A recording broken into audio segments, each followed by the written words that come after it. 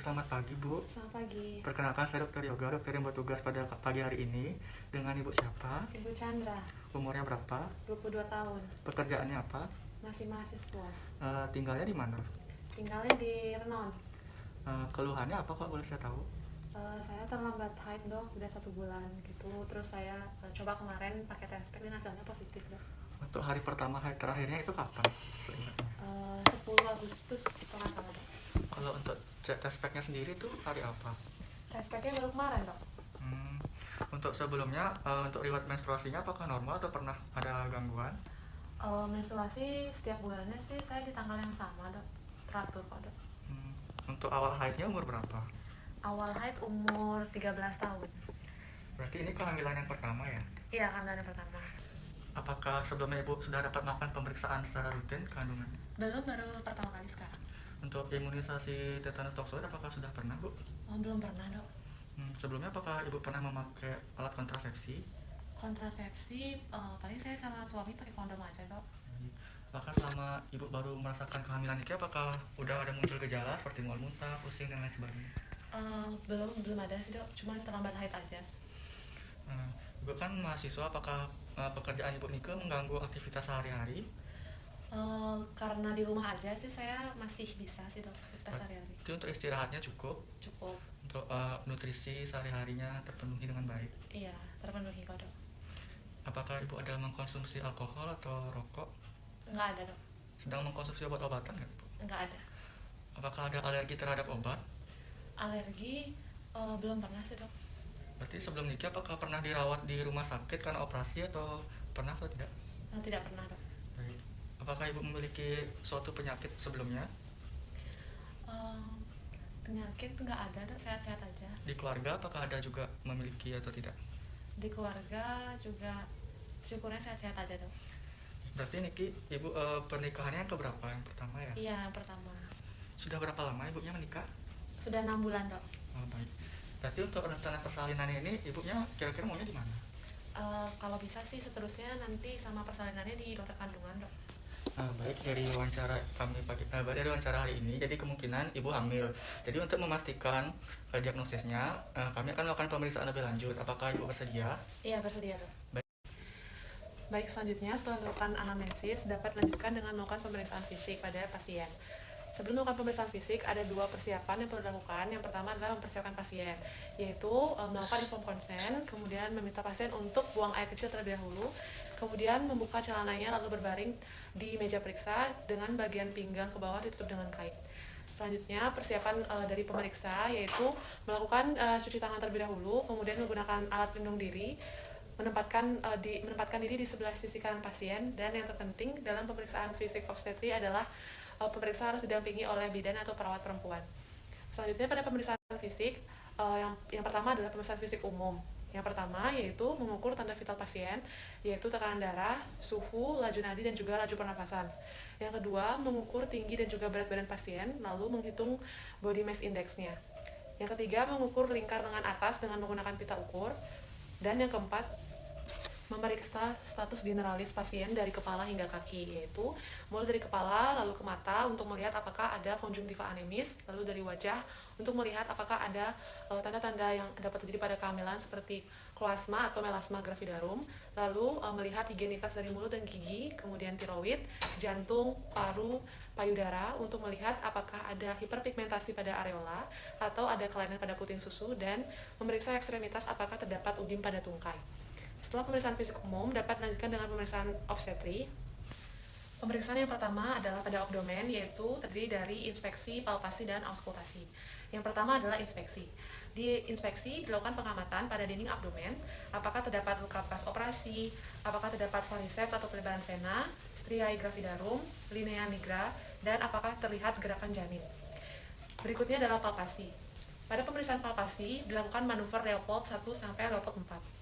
Mulai dari Leopold 1. Leopold 1 bertujuan untuk menentukan tinggi fundus uteri dan bagian janin pada bagian fundus. Tahapannya adalah pemeriksa menghadap ke arah wajah ibu, kemudian meletakkan kedua tangan pada puncak fundus uteri, lalu meraba dengan ujung telapak tangan kiri dan kanan pada fundus uteri, dan rasakan bagian bayi yang ada di bagian tersebut dengan cara menekan secara lembut. Apabila terdapat bagian yang besar dan keras, maka bagian itu adalah kepala, sedangkan apabila terdapat bagian yang besar dan juga lunak, maka bagian tersebut bokong. Apabila sudah mendapatkan letak fundus uteri, dapat dilakukan pengukuran tinggi fundus uteri dengan pita ukur. Mulai dari tepi atas simfisis pubis, kemudian direntangkan pita mengikuti aksis atau linea mediana dinding depan abdomen hingga ke puncak fundus. Pengukuran tinggi fundus uteri ini bertujuan untuk mengetahui kesesuaian usia kehamilan dengan pembesaran uterus dan menafsirkan berat badan janin. Secara kasar, bila usia kehamilan 20-36 minggu, tinggi fundus uteri dapat diperkirakan dengan rumus usia kehamilan dalam minggu ditambah 2 cm. Untuk menghitung perkiraan berat janin menggunakan rumus Johnson-Taussig, yaitu tinggi fundus uteri dalam cm dikurangi konstanta N dikali 155 gram. Konstanta N yang dimaksud tergantung dengan status kepala bayi. Dapat menggunakan 13 bila kepala belum melewati pintu atas panggul, menggunakan 12 bila kepala masih berada di atas spina ischiadica, dan menggunakan 11 bila kepala masih berada di bawah spina ischiadica. Selanjutnya, perkiraan usia kehamilan juga dapat dihitung dengan rumus McDonald, yaitu tinggi fundus uteri dalam cm dikali 8/7. Berikutnya adalah Leopold II. Leopold II bertujuan untuk menentukan bagian janin pada sisi kiri dan kanan perut ibu. Pemeriksa menghadap ke arah wajah ibu, lalu telapak tangan kiri dan kanan berada di sisi lateral perut ibu. Leopold II dilakukan mulai akhir trimester 2. Kemudian, mulai dari bagian atas, tekan secara bergantian atau bersamaan antara telapak tangan kiri dan kanan, kemudian geser ke arah bawah dan rasakan adanya bagian yang rata dan memanjang, itu adalah punggung atau bagian-bagian kecil, yaitu ekstremitas. Berikutnya Leopold III. Leopold III bertujuan untuk menentukan bagian janin pada bagian bawah uterus. Pemeriksa menghadap ke arah wajah ibu, lalu ujung telapak tangan kanan meraba bagian bawah perut ibu. Apabila teraba bagian-bagian keras, bulat dan hampir homogen, yaitu adalah kepala, sedangkan apabila teraba tonjolan yang lunak dan kurang simetris, yaitu adalah bokong. Yang terakhir adalah Leopold IV. Leopold IV bertujuan untuk menentukan seberapa jauh masuknya bagian terbawah janin ke pintu atas panggul. Pemeriksa menghadap ke kaki ibu, lalu letakkan ujung telapak tangan kiri dan kanan pada lateral kiri dan kanan uterus bawah, dan ujung-ujung jari tangan kiri dan kanan berada pada tepi atas nifisis. Lalu dipertemukan antara kedua ibu jari kiri dan kanan, kemudian rapatkan semua jari-jari tangan yang meraba dinding bawah uterus. Kemudian perhatikan sudut yang dibentuk oleh jari-jari kiri dan kanan apakah konvergen atau divergen. Bila jari kiri dan kanan bertemu, maka disebut dengan konvergen, artinya bagian terbawah janin belum masuk pintu atas panggul. Bila jari kiri dan kanan sudah tidak bertemu, disebut dengan divergen, artinya bagian terbawah janin sudah masuk pintu atas panggul. Selanjutnya, menilai penurunan bagian terbawah janin dengan metode perlimaan, yaitu menghitung proporsi bagian terbawah janin yang masih berada di tepi atas sifisis dan dapat diukur dengan 5 jari tangan pemeriksa. Jika bagian terbawah janin seluruhnya teraba di atas sifisis, maka nilainya 5/5. Jika bagian terbawah janin bisa dipegang dengan 4 jari, maka nilainya 4/5, begitu seterusnya hingga bagian terbawah janin sudah tidak dapat diraba dari pemeriksaan luar, dan seluruh bagian terbawah janin sudah masuk ke rongga panggul, maka nilainya 0/5. Setelah pemeriksaan palpasi, dilanjutkan dengan auskultasi untuk menghitung denyut jantung janin dengan lineck. Caranya adalah menempelkan lineck ke perut ibu di bagian punggung janin yang panjang dan rata yang didapat pada saat Leopold, lalu dengarkan dengan telinga kiri, kemudian dihitung denyut jantung janin setiap 5 detik. Yang pertama adalah dengar dan hitung selama 5 detik, lalu istirahat selama 5 detik, lalu dengar dan hitung lagi selama 5 detik, lalu istirahat selama 5 detik, dan dengar dan hitung lagi selama 5 detik. Hasil dari 3 kali mendengarkan selama 5 detik tersebut dijumlah lalu dikali 4, maka akan didapatkan denyut jantung janin dalam 1 menit. Denyut jantung janin yang normal adalah 120-160 kali per menit. Setelah pemeriksaan abdomen, maka dapat dilanjutkan dengan pemeriksaan dalam atau vaginal touche. Di sini pasien sudah diposisikan detotomi dan pemeriksa melakukan cuci tangan, kemudian menggunakan sarung tangan steril. Pertama adalah melakukan inspeksi, yaitu pada vulva, vagina, dan juga perineum. Apakah ada massa, keluar sikrit, visura, keluar lendir atau darah dari dalam lahir. Setelah dipastikan tidak ada tanda-tanda tersebut, dilanjutkan dengan pemeriksaan dalam. Pertama, kita minta izin ke pasien untuk melakukan disinfeksi atau pembersihan pada area genitalia dengan papas DTT. Baik Ibu, jadi pemeriksaannya akan kita mulai ya Bu ya. Saya akan masukkan tangan ke dalam vagina ibu coba tarik nafas yang dalam dan tenang. Selanjutnya, pisahkan kedua labia dengan ibu jari dan telunjuk kiri. Lalu masukkan perlahan jari telunjuk dan jari tengah tangan kanan. Kemudian susuri jalan lahir terlebih dahulu.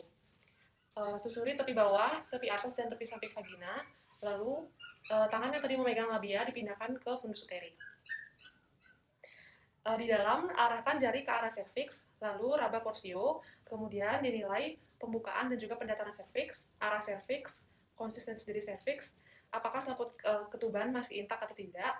Kalau tidak, apakah ada cairan ketuban yang keluar, dan apabila ada cairan ketuban yang keluar, bagaimana warna serta bau dari air ketuban tersebut. Selanjutnya, nilai bagian terbawah janin yang menjadi penunjuk atau denominator. Apakah denominatornya adalah ubun-ubun kecil untuk presentasi belakang kepala, ubun-ubun besar untuk presentasi puncak kepala, sakrum untuk presentasi bokong, dan seterusnya. Kemudian nilai sudah sejauh mana bagian terbawah janin turun menurut bidang Hodge. Selanjutnya, apabila janin dengan presentasi belakang kepala, maka tentukan lokasi ubun-ubun kecil untuk menilai posisi janin. Selain itu, pada vaginal tuse juga dilakukan perabaan bagian-bagian kecil bayi, dan terakhir raba promontorium. Bila promontorium teraba, maka dapat diukur conjugata diagonalis, yaitu sepanjang jarak promontorium ke tepi bawah simfisis. Setelah teraba, maka tandai batasnya pada jari, lalu perlahan keluarkan jari, kemudian ukur dengan penggaris. Conjugata vera didapat dari conjugata diagonalis dikurang 1,5 cm. Baik Ibu, tadi sudah dilakukan pemeriksaan fisik. Di sini selanjutnya saya akan jelaskan mengenai pemeriksaan penunjang untuk melengkapi pemeriksaan dari Ibu ya. Ya, Dok. Jadi pemeriksaan penunjang ini dibagi berdasarkan trimesternya. Untuk trimester pertama usia kehamilan 0-13 minggu, Ibu wajib melakukan pemeriksaan golongan darah, ABU dan resus untuk mengidentifikasi golongan darah dan juga untuk mencegah kondisi parah atau penyakit hemolitik pada bayi baru lahir. Kemudian juga ada hitung darah lengkap untuk menilai kadar hemoglobin maupun pemantauan sel darah putih sebagai tanda infeksi ya Ibu ya. Baik, selanjutnya juga ada screening terhadap beberapa penyakit seperti rubella, sifilis, hepatitis B, dan juga screening HIV. Penting juga untuk melakukan kultur urin, di mana berguna untuk mengetahui fungsi ginjal, kadar gula darah, dan infeksi saluran kencing. Selanjutnya, di trimester pertama, juga harus dilakukan ultrasound atau USG, di mana untuk memastikan adanya kehamilan, lokasi janin, usia kehamilan, dan memperkirakan persalinan. Selanjutnya, di trimester kedua, dengan usia kehamilan 14 hingga 26 minggu, Ibu wajib juga untuk screening diabetes gestasional. Di sini untuk menentukan apakah ada tanda-tanda diabetes. Selanjutnya, mengulangi pemeriksaan darah lengkap untuk memonitoring, dan USG juga untuk memonitoring kembali.